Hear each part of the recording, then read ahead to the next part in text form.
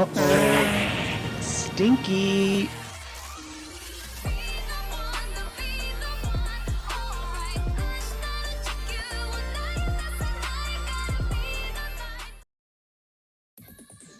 What is going on, guys? It is your boy Grave, and today we'll be talking about Kamen Rider Revice episode 31. Now, I know I skipped out on episode 30, but really, I didn't really like that episode, and there wasn't really much going on. But I'll give you a quick summary of what happened in episode 30. Iki reunites with his old soccer team and catches up with them, including Subaru, who is his coach, and I know your opinions on Subaru, the actor, but we'll get into that later. And his other teammate, Jiko, but seems to be some kind of like bad blood between them, and Iki doesn't know what's going on. Akaishi talks to Gif about their plans, and Gifu somehow sends a red demon to assist him. Iki and Vice join Subaru in his voice acting so they can go do their radio interview. And after that, Iki meets up with Jiko, wondering what happened between them, but Jiko won't tell him. And as he's trying to get his attention, a dead man attacks and hits him with like some gas that makes him hallucinate. You also see Sakura joining the dead man's, and her first target is Akaishi, who seems to be another descendant of Gifu. Since he doesn't age. He doesn't seem like he aged in like a decade. As somewhere else, Aguilera officially renounces the dead man's and changes into a new outfit. I kind of like this outfit, not gonna lie. Iki believes Jiko is the one who summoned the dead man's, but Subaru kind of tells him that he's not, but it seems like Subaru knows a little more than he's letting on. But he goes take a bath. Daiji's over here saying he'll remove the rotting of thighs as the female doctor, I forgot her name, but she gives him a coffee, and to be honest, I think she's drinking him somehow, but a little too soon to say. Iki is at a soccer field inviting Jiko, but Jiko hasn't shown up yet, but then he starts hallucinating about his fight with Kudo, the saber-toothed tiger dead man, and it plays out exactly how it did last time, when he last fought him. But again, he's just hallucinating, and he's in the bathhouse, flailing his arms, going crazy, and they have to restrain him. And that episode ends with Subaru coming out of the baths, seemingly knowing like what's going on, and he's about to reveal his master plan. I didn't really care for much for this episode, not gonna lie to you. It felt like it was kind of full of nothing. But anyway, let's get right into episode 31.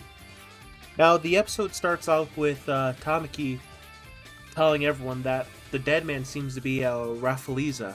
I think that's how you say it, Raffaleza? It's based off a plant, but it seemed to be a rare kind. Subaru says he's in a hallucinated state because of the dead man's, which again, you're letting off more than you actually know. Sakura says, like, we should go defeat it so we can help Iki, and leaves. Giku is also being talked about being the suspect in all this, but Subaru jumps up saying that he's not. Again, you're kind of making it obvious that you know more than you let on. But Daiji insists that he is still a suspect and they should at least investigate him. Runs off with his Phoenix partner. The dead man shows up on the news, and Sakura goes in to start to fight it. While in Iki's hallucination, he's back at the soccer field, and he starts remembering him and Jiko playing soccer. Iki remembers a soccer match between him and Jiko, and they're playing. They seem to have a good time, but Subaru is saying this is a match, play seriously. Jiko takes a ball from Iki, and Iki tries to get the ball back and slides under him to kick the ball out of his feet, but ends up tripping up Jiko and seriously injuring his leg. During this, Sakura meets up with the Deadmans and transforms, start fighting the Deadmans, while Aguilera is on top of a building staring at her, watching her fight. And as she's doing that, Hikaru points a gun at her and asks her to stop stalking Sakura, which is funny. Like, what the hell was Hikaru doing? And Aguilera certainly calls him out on that too, but says that she needs Sakura to fulfill her wish and walks off. So there's definitely going to be something going on between her and Sakura later on. Akaishi and some Phoenix soldiers are watching Sakura fight, and Akaishi orders the soldiers that they need to hurry and recover the rest of the buy stamps, and they leave. And as they leave, that red ball comes out and materializes as a demon looking like Vice. And the demon asks, why is he doing all this with Gifu already resurrected? But Akaishi says this is just the human process and it's all for you. And then he calls him Veil. So this demon that looks like Vice is confirmed to be Veil.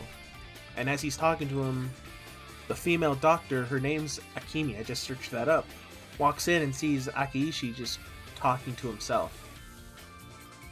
Back in Ikki's memories, he witnesses himself heavily apologizing to Jiko, and Jiko tells Ikki that he has to keep playing soccer and live for both of their dreams, which Ikki reluctantly agrees and leaves. And as he leaves, the real Ikki, the one at the present, sees Jiko just sob, while on the other side of the door, Ikki's crying to himself too.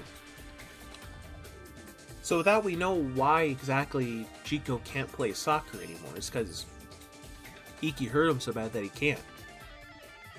Back at Sakura's fight with the Deadmans, Sakura attempts to use a stamp to turn Love Cove into a weapon, but in the middle of it, something happens to Love Cove. You see the Gifu symbol appear right on her, and the transformation fails. And with that, the Deadman has the opportunity to shoot some hallucinating gas at them, and they both breathe it in. Love Cove has the same reaction that Vice did, and she starts throwing up, but she also runs into a pole. Pretty funny. Sakura, mad at this, goes in to attack the Deadmans, but the Deadmans catches it in its petals. I want to call it petals. And does the stinky gas on her. Like, it sounds like a fart noise. It's pretty funny, I'm not gonna lie to you. But that gas kind of temporarily knocks her out for like a few seconds until she gets back up. Back at Jiko's apartment, Daiji and his partner enter, only to see Jiko is also collapsed, so he's not the suspect, he's also a victim in all this. And then he gets a call from George saying that Sakura is having trouble, and tells Daiji to go help Sakura. And as he hangs up, George looks at the demon's driver and starts getting these temptations to start using it. Then he quickly snaps out of it and gets back to work. So that's another thing too we have to think about now. Like, now George knows what it's like to become a Kamen Rider, so we have to look at that now.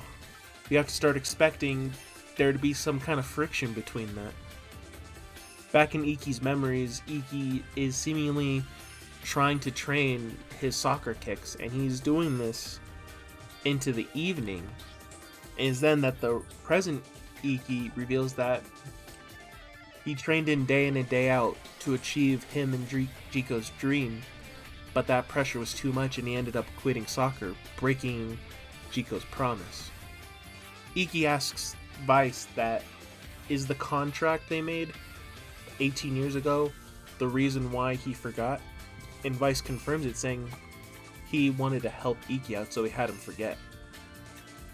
Ikki forgives Vice, but that's when Jiko comes up from behind. And this is the Jiko from the present as well. He's also in the hallucination. Back at the real world in Sakura's fight, Sakura is also hallucinating, and she's running into a wall, starting attacking the wall.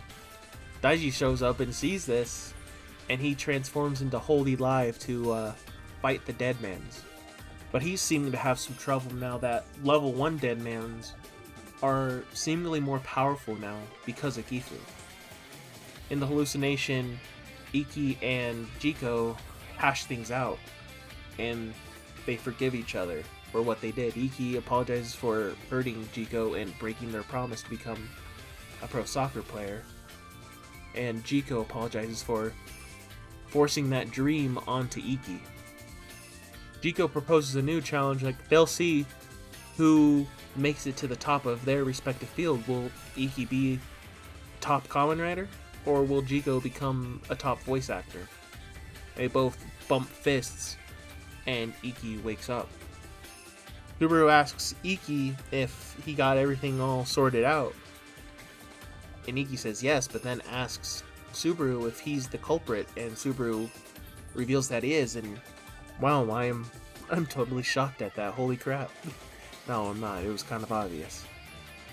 Jiko said he did it because he wanted to help Iki and Jiko get past their troubles, and he didn't mind being a criminal to get that. But the deadmans he summoned went out of control, and I'm guessing that is because of Gifu, and went out on his own. Before getting arrested, Subaru calls Jiko and asks that he fill him in for his spot in voice acting. And Jiko says he would, and tells him thank you, before Subaru is taken away by a Phoenix soldier. Jiko is in a voice actor room, voice acting with two other people, who is Ito Miku and Horikawa Ryo. Horikawa Ryo is the voice of Vegeta, and Miku is the voice of characters ranging from Sword Art Online to Gleipnir. And as he's doing that, Iki shows up to fight the Deadmans. And as Iki's about to transform, you see this side-by-side shot of Jiko about to say his line and Iki transforming. And they both say Iki's signature catchphrase, "I'm going all out." And it was a nice shot, I'm not gonna lie. I loved that shot. Like, it showed like they truly patched things up. But Iki and Vice transform into Thundergale Revice and starts attacking the Deadmans. And it is a clean sweep on this fight. Like, Iki's using the rolling Vice stamp to make these symbols, lightning, wind, all of this. And the Deadmans couldn't handle it. And Iki and Daiji end up defeating the Deadmans, with Iki delivering the finishing blow.